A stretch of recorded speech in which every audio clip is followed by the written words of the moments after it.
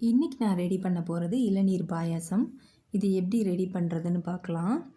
இப்போ இதுக்கு தேவையானது ஒரு 1/2 லிட்டர் பால் எடுத்திருக்கேன்.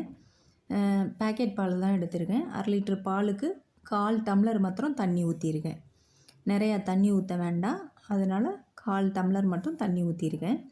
தண்ணி ஊற்றிட்டு இதை கரெக்டாக ஒரு 5 நிமிஷம் இல்லாட்டி ஒரு 10 நிமிஷம் நல்லா காய்ச்சி ஏறலாம். ஏன்னா ரொம்ப காய்ச்ச தேவை கிடையாது. இப்போ இதுக்கு தேவையான அளவு ஜீனி எடுத்திருக்கேன். 1 கிளாஸ் 1.25 கிளாஸ் எடுத்திருக்கேன் ஜீனியை. இப்போ இந்த அளவு இங்கே இருக்கட்டும். இப்போ என்ன பண்ண போகிறோம்னா, நமக்கு பால் நல்லா காஞ்சிருச்சு. இவ்வளோ அளவு போதும் நமக்கு. ஏன்னா நம்ம எல்லாத்தையும் மிக்ஸு தான் பண்ண போகிறோம். எல்லாத்தையுமே டைரெக்டாக எதுவும் நம்ம சேர்க்க போகிறது கிடையாது. இப்போ நல்லா பால் காஞ்சதுக்கப்புறம் இதை என்ன பண்ண போகிறோம், நல்லா ஆற வைக்க போகிறோம். பால் நல்லா ஆறிடணும். இது ஆறட்டும். இப்போ இதுக்கு முன்னாடியே நம்ம ஜீனி அளந்து வச்சோம் இல்லையா, அதை ஜீரா மாதிரி செய்ய போகிறோம்.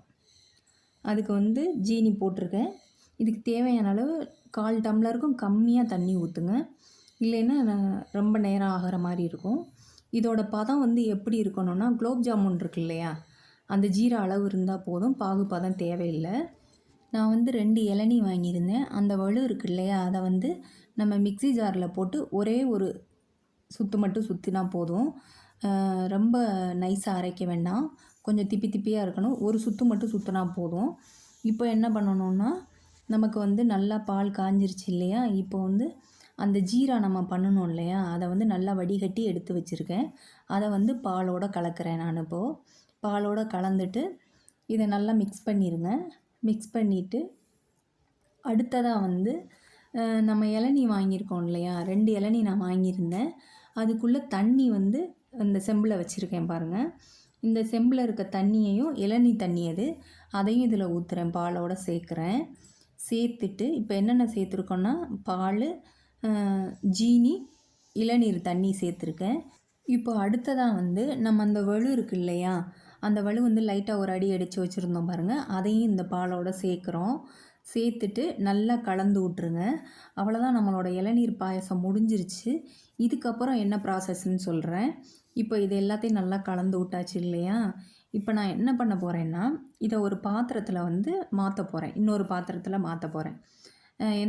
நான் ஒரு சம்பட்டத்தில் மாற்றிக்கிறேன். உங்களுக்கு எந்த பாத்திரம் வேணுமோ அதில் மாற்றிக்கோங்க. மாற்றிட்டு நான் என்ன பண்ண போகிறேன்னா, ஃப்ரீசரில் வைக்க போகிறேன். ஃப்ரீசரில் ஒரு 10 நிமிஷம் வச்சா போதும். நார்மலில் வச்சா தான் கொஞ்சம் லேட் ஆகும். ஃப்ரீசரில் கரெக்டாக ஒரு 10 நிமிஷம் போதும், இல்லாட்டி நமக்கு கட்டி ஆயிரும். இப்போது பாருங்கள், நான் அந்த ஃப்ரீசரில் வச்சுட்டேன். வச்சதுக்கப்புறம் ஒரு 10 நிமிஷம் கழித்து எடுத்தேன். நல்லா கூலிங்காக இருந்தது. அவ்வளோதாங்க, நம்மளோட இளநீர் பாயசம் முடிஞ்சு போச்சு. இந்த இளநீர் பாயசம் ரொம்ப சிம்பிள் தான், ஆனால் டேஸ்ட் வைஸு சூப்பராக இருக்குங்க. ரொம்ப மைல்டாக நல்லா இருக்கும். நீங்கள் இதை நீங்கள் ட்ரை பண்ணி, கன்ஃபார்மாக நீங்கள் இதை ட்ரை பண்ணி பாருங்கள். ட்ரை பண்ணி பார்த்துட்டு சொல்லுங்கள். லைக் பண்ணுங்கள், ஷேர் பண்ணுங்கள், சப்ஸ்கிரைப் பண்ணுங்கள்.